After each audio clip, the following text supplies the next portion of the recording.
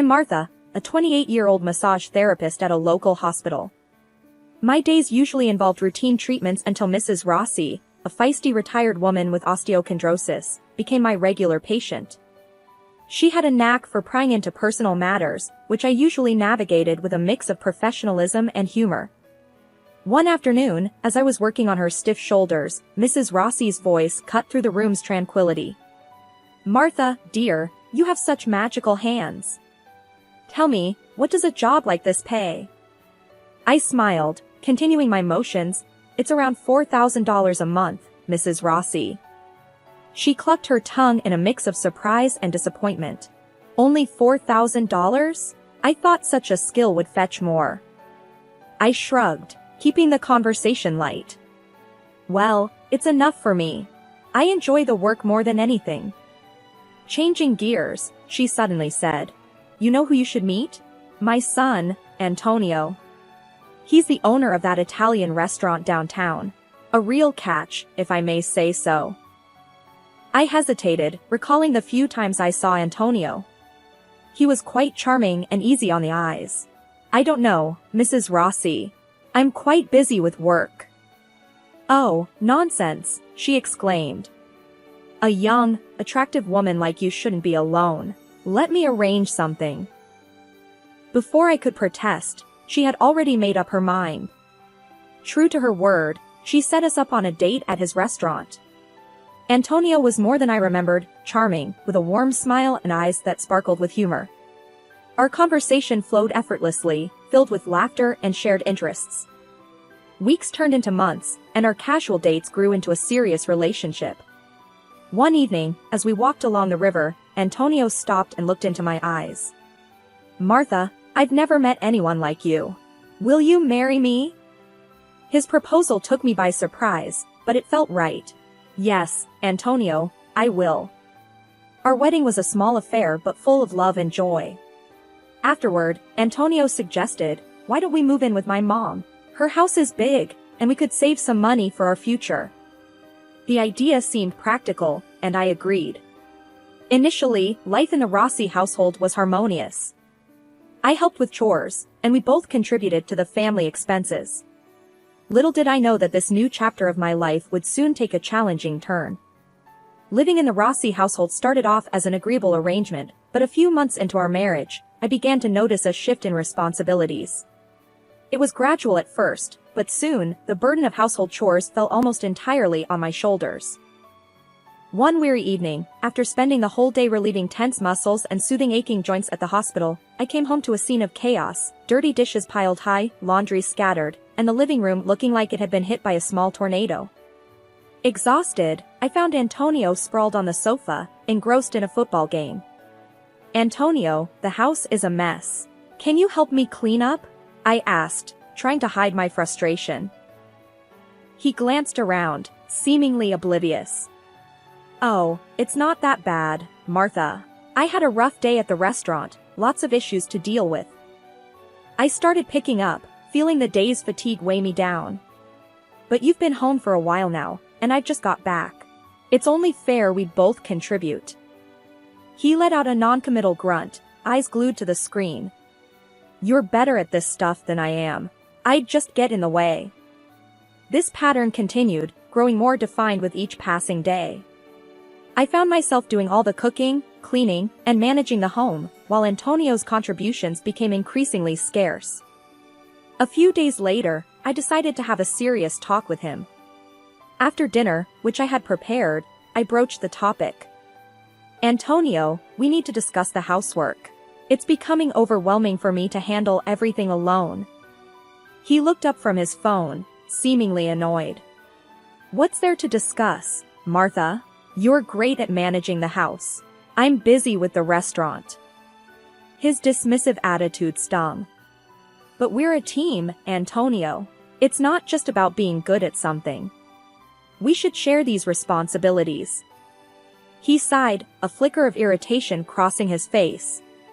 "Look, I'll try to help out more, but you know my work is demanding. I'm running a whole business, not just giving massages." I bit back a sharp retort, feeling belittled and misunderstood. "It's not about comparing jobs, Antonio. It's about supporting each other. As the days turned into weeks, the situation didn't improve. Antonio's promises to help more around the house remained unfulfilled. I found myself spending my few free hours doing household chores, feeling more like a housekeeper than his wife. One evening, as I collapsed on the couch after a long day, the reality of my situation hit me hard.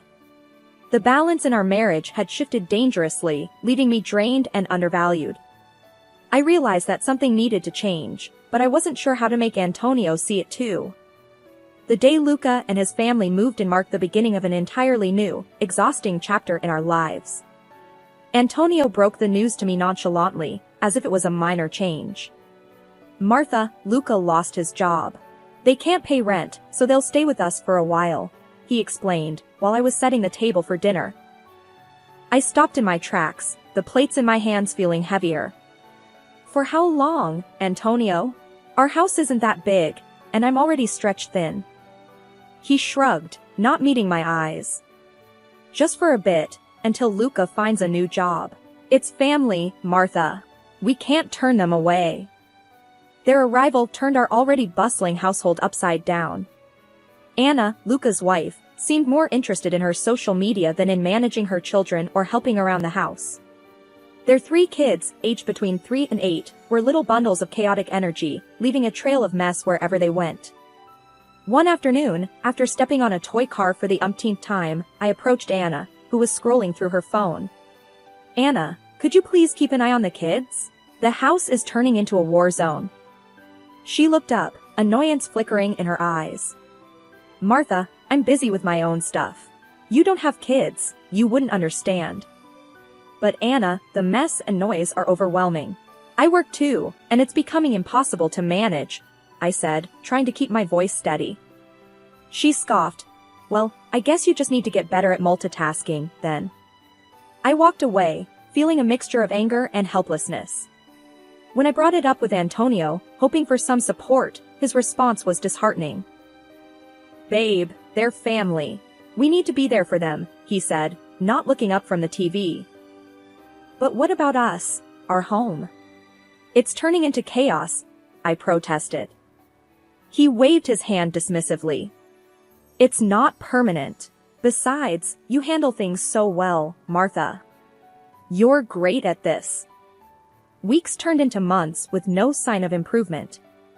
Luca spent his days on the computer, claiming to be job hunting, while the kids ran around unchecked. Anna rarely lifted a finger to help, leaving me to deal with the aftermath of their daily tornado. I started to dread coming home. My once peaceful haven was now a source of endless stress. Each day, I walked into a house that no longer felt like mine, catering to a family that barely acknowledged my exhaustion. The burden of cooking, cleaning, and maintaining order fell entirely on me. Despite my pleas for help or even just a little consideration, I was met with the same responses. "You're so good at this, Martha," or "it's just for a little longer." I lay awake at night, wondering how a situation meant to be temporary had become my new, overwhelming reality. I felt trapped, undervalued, and utterly alone in a house full of people.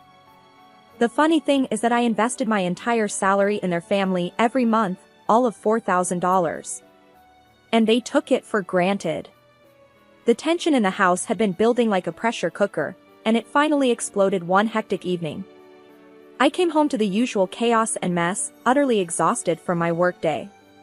The sight of the unkempt house was the last straw. "Antonio!"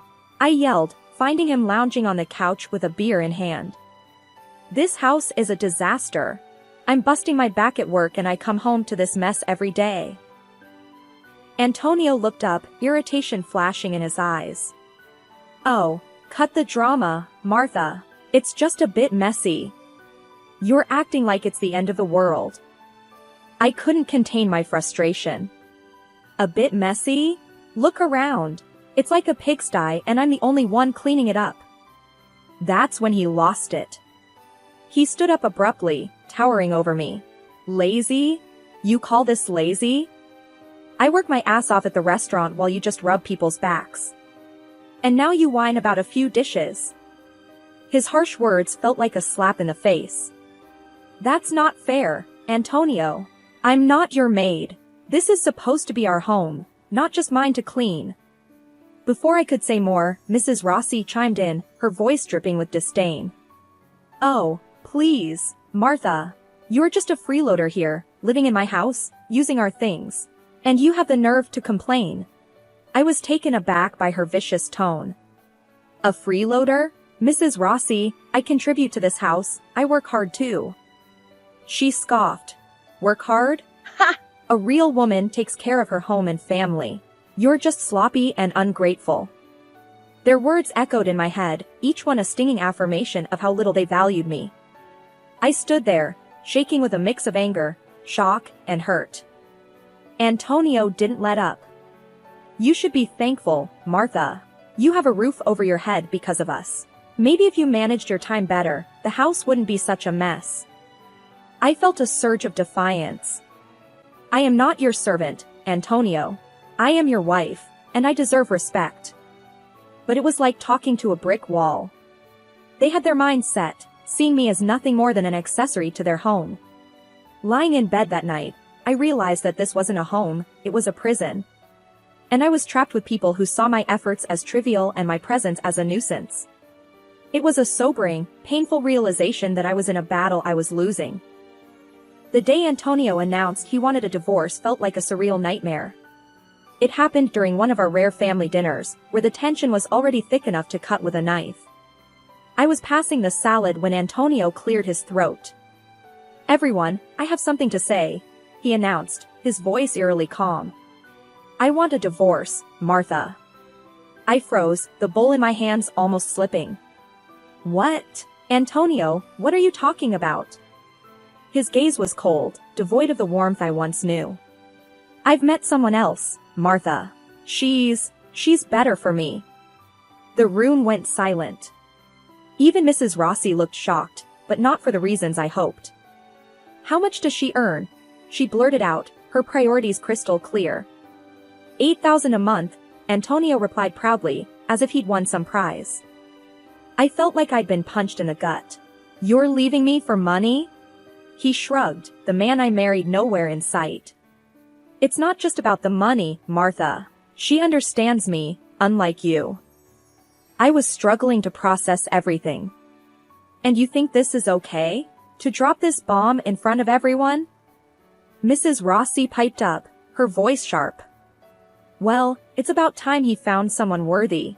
Someone who can actually take care of him. The sting of her words was overshadowed by the utter betrayal I felt from Antonio. He slid the divorce papers across the table. Just sign these, Martha. Let's end this amicably. My hands trembled as I took the pen. I felt numb, the reality of the situation sinking in. Amicably? After everything I've done for this family? Antonio's expression was cold, detached. It's for the best, Martha. You'll see. With a heavy heart and a sense of unreal detachment, I signed the papers. The room remained silent, the only sound being the scratching of the pen on paper. As I stood up, the weight of the situation finally hit me. I hope she's worth it, Antonio. I really do, I said, my voice laced with a relief I couldn't hide. I packed my things that night, the silence of the house echoing the hollowness I felt inside. Antonio and his family watched, their faces a mix of surprise and confusion at my calm demeanor. Little did they know, inside, I was even rejoicing at the thought of being free from this toxic environment. I closed the door behind me, leaving behind a life that was no longer mine. The night air felt crisp and refreshing, a stark contrast to the stifling atmosphere I had just escaped. As I walked away, I realized this was not an end, but a new beginning. Moving into my rented apartment was like stepping into a new world. I took all the furniture and fancy appliances I had bought, leaving behind nothing but empty spaces in Antonio's family home. It caused quite the uproar. I still remember the day Mrs. Rossi and Anna confronted me as I was loading the last of my things into the moving truck. You can't just take all this stuff. It belongs in the house. Mrs. Rossi shouted, her face red with anger. I turned to face her, feeling a surge of defiance. Actually, I bought all of this with my own money. It's mine, and I'm taking it with me. Anna chimed in, her tone dripping with disdain. You're such a selfish brat, Martha. You think you can just walk away and take everything? I shrugged, not letting their words get to me. Call it what you want, but I'm done being your maid and your family's cash cow. I'm starting over. They were fuming as I drove away, but I felt an immense sense of relief, like I had shed a heavy burden. Settling into my new place, I reveled in the peace and quiet. It was small, but it was mine. The day I received the job offer from the prestigious medical center was the icing on the cake. The salary was nearly double what I was making before. I remember calling Sarah to share the news. Guess what? I got a job offer from that famous medical center. It's a big leap in my career, and the pay is amazing. Sarah's excitement mirrored mine. Martha, that's fantastic. You totally deserve this. You're going to kill it. The conversation was a stark contrast to the ones I had in Antonio's house. Here was a friend who believed in me and celebrated my achievements, not someone who saw me as just a means to an end. My first day at the new job was exhilarating. I was greeted with respect. Mr. Johnson, the center's director, welcomed me personally. Martha, we're thrilled to have you on board.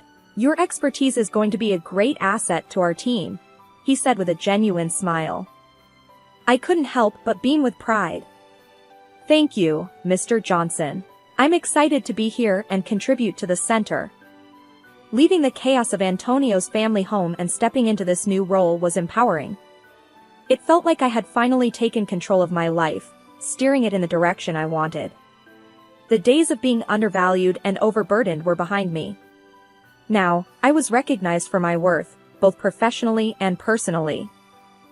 That night, as I sat in my quiet living room, sipping a cup of tea, I felt a profound sense of peace. The struggles and hardships had led me to this moment, and I was grateful for the journey. For the first time in a long while, I was genuinely excited about what the future held. It was a regular evening in my new life when I heard a forceful knock on my door. I opened it to find my ex-mother-in-law, Mrs. Rossi, standing there with an expression that reeked of desperation and frustration. What do you want, Mrs. Rossi? I asked, not hiding my annoyance. She barged in, her voice laced with urgency. Martha, you need to come back. Antonio's restaurant is tanking. We're drowning in debt. I couldn't help but snort. Come back? After the way you all treated me? You've got some nerve. She glared at me. You're part of this family. It's your responsibility to help us out. I crossed my arms, feeling a surge of defiance. My only responsibility is to myself. I'm not your family's ATM, Mrs. Rossi. She was seething. You ungrateful wench. You think you're too good for us now, huh? Sitting pretty in your fancy apartment? I shook my head, amused by her audacity. I'm not ungrateful. I'm just done being used. What happened to that woman Antonio left me for? Mrs. Rossi's face twisted in displeasure. That gold digger? She left him as soon as the money troubles started. Shows what she was really after. I burst into laughter, the irony too rich to ignore. Well, looks like karma really does come around. Her eyes narrowed. You think this is funny? We're struggling here, Martha. I leaned against the door frame, my resolve firm. Not my circus, not my monkeys anymore, Mrs. Rossi. I've moved on. You should too. She huffed, her anger palpable. You'll regret this, Martha. When you're all alone and miserable, you'll wish you'd helped. I smiled, the sense of freedom filling me with confidence. I doubt that. Goodbye, Mrs. Rossi, and don't come back. She stormed out, slamming the door behind her. As I locked it, I felt a wave of relief wash over me. That chapter of my life was closed for good. I was finally free from the toxic grasp of a family that never truly valued me. My life was my own now, and I intended to live it on my terms. Life after the divorce and the last encounter with Mrs. Rossi felt like a breath of fresh air. I was thriving in my new job and enjoying my newfound independence. One day, while enjoying a coffee break at the wellness center, my colleague Mike dropped by. "Hey, Martha, I heard about your run-in with the ex-mother-in-law. You okay?" Mike asked, concern in his eyes. I chuckled, shaking my head. "More than okay, Mike. It's like a bad sitcom, you know? I'm just glad it's over." Mike smiled. "You've got some guts, Martha. Most people wouldn't have handled it as well as you did." I sipped my coffee, feeling a sense of pride. "I guess I just reached my limit, Mike. No more drama for me." The conversation shifted to work, and as I talked with Mike, I realized how much my life had improved. I was no longer weighed down by the negativity and manipulation of my former family. Later that week, I caught up with Sarah over dinner. She had been my steadfast supporter through all the ups and downs. "You look great, Martha. Really, like a weight's been lifted off your shoulders," Sarah observed as we sat in a cozy restaurant. I smiled, feeling a surge of gratitude. "Thanks, Sarah. It's been a journey, but I'm finally at a place where I feel happy and in control." Sarah raised her glass. "To new beginnings and to a friend who's shown what strength really is." I clinked my glass with hers. "To new beginnings and to friends who stand by you through thick and thin." The evening was filled with laughter and positive conversations, a stark contrast to the tense and uncomfortable dinners at my former in-laws. As I lay in bed that night, I reflected on the changes in my life. I had faced adversity, but it had led to growth and new opportunities. I had learned my worth and vowed never to let anyone treat me as less than I deserved. The following morning, I received a text from Antonio. It was short and seemed filled with regret. "I'm sorry for everything, Martha. I hope you can find it in your heart to forgive me." I stared at the message for a long moment. Forgiving Antonio wasn't about absolving him of his mistakes, it was about freeing myself from any lingering bitterness. I typed a response, my heart light and free. "Antonio, I've moved on. I forgive you, but more for my peace than yours. Take care." Sending the text felt like closing a chapter. I was no longer bound by the past, and the future looked bright. I had come out of this ordeal stronger and more resilient. As I prepared for work, I felt a sense of excitement about the possibilities that lay ahead. My journey had taught me about resilience, self-worth, and the power of moving forward. I was ready for whatever life had in store for me, and I knew that no matter what, I had the strength to face it head-on.